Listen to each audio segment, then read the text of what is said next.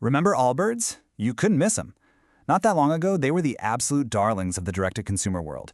They were the shoe in Silicon Valley, a huge symbol of that minimalist, eco-conscious cool. Seriously, they were everywhere. It really felt like they were just unstoppable. And just how big did they get? Well, get this. Shortly after they went public in 2021, the company's valuation hit a peak of $4.1 billion. An absolutely massive number that basically screamed, this is the future of shoes, right here. But then, flash forward just over a year later, and wow, the picture could not be more different. That high-flying stock had plummeted to around $1 a share. Think about that. From a multi-billion-dollar superstar to basically a penny stock, and it happened in record time. Just a spectacular and super sudden collapse. So that's the big question we're digging into, right? How on earth did the it shoe, the brand that looked like it could do no wrong, lose its footing so completely? Well, to really understand the fall, you've got to first go back and look at that incredible rise. It all kicked off with a really simple idea. The founder, Tim Brown, he was a former pro soccer player from New Zealand, was just frustrated. He was tired of all the flashy, over-the-top sneakers covered in logos. He just wanted something simpler, something better. What happened next was just, well, explosive. It all started with a Kickstarter back in 2014 that just blew up, raising nearly $120,000 in only 4 days. By 2015, Brown had teamed up with a biotech engineer, Joey Zwillinger, and from there, it was a total rocket ship. In just 4 years, they hit that coveted unicorn status, a valuation of $1.4 billion. Insane! So what was the secret sauce? It really wasn't just one thing. It was this perfect storm, this combination of a clean, minimalist style, no flashy logos, and of course that legendary comfort from their merino wool. Add to that a really powerful mission built around sustainability. I mean, they were a B Corp from day one. And, it certainly didn't hurt when people like Barack Obama and Leonardo DiCaprio started wearing them. The New York Times completely nailed it when they called them the Silicon Valley uniform. And they were. For the whole tech scene, wearing Allbirds was a signal. It meant you were in the know, you cared about design, you were eco-friendly, and you were all about that quiet confidence. But as we all know, being the it brand is a tough gig, and that momentum, it wasn't going to last. So where did it all start to unravel? Well, kind of ironically, the very success that shot them into the stratosphere also planted the seeds for their big stumble. To put it simply, the brand started to lose the plot.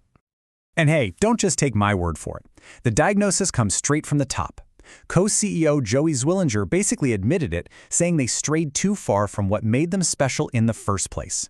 They lost focus on their main thing and on their main customers. So what did that look like in the real world? Well, they made a really expensive jump into performance clothing, which they had to pull the plug on, losing $13 million. They tried to sell these high-end, technical running shoes, but their customers just weren't interested in paying that kind of premium. They even went after younger shoppers with kids' shoes and edgier styles, but that move just ended up turning off their original loyal fans. The financial hit was, well, severe. These numbers tell a pretty scary story. Okay, so look, their revenue went up a little bit between 2021 and 2022, but their net loss more than doubled, jumping from $45 million to over $101 million. That's a classic massive red flag. It means you're just burning through more and more cash just to tread water, a clear sign your strategy is not working. So all of this brings Allbirds to a huge crossroads. Right now, the company is facing a full-blown identity crisis. They're trying to get back on their feet and figure out, who are we now? To really get their dilemma, it helps to understand a key idea from marketing called brand positioning. It's basically the one thing a company stands for in your mind. Are they the fastest, the cheapest, the most stylish? For Allbirds, the big problem is that position has gotten really, really blurry. So what should their main message be? What's the story they should be telling? After trying to be way too many things to way too many people, they really have to pick a lane and stick to it. And as you'll see, every option has some serious challenges. First up, they could go back to their roots, just double down on comfort. That was their original claim to fame, right? It was set in stone when Time magazine called their first shoe the world's most comfortable shoe. It's a proven winner, but the market today is flooded with comfy shoes. Is it still enough to make them stand out? Okay, what about leading with style? That minimalist look was a massive part of their early appeal. But here's the problem. When they tried to get more fashion-forward and chase trends, it blew up in their face. It's a really tricky game to play, and one they've already been burned by. Then you've got performance. We already talked about this. Their attempt to break into technical running was a super expensive failure. Let's be honest, customers just don't think of Allbirds as a performance brand, and they're not willing to pay a premium for it. Trying to rebuild that credibility would be a huge and very expensive uphill battle. And finally, what about sustainability? This is at the very core of their DNA. It's a powerful story about natural materials and being the first to put carbon footprint labels on their products. But, and this is a big but, even the co-CEO has said that sustainability can't be the only story. The product has to be great on its own.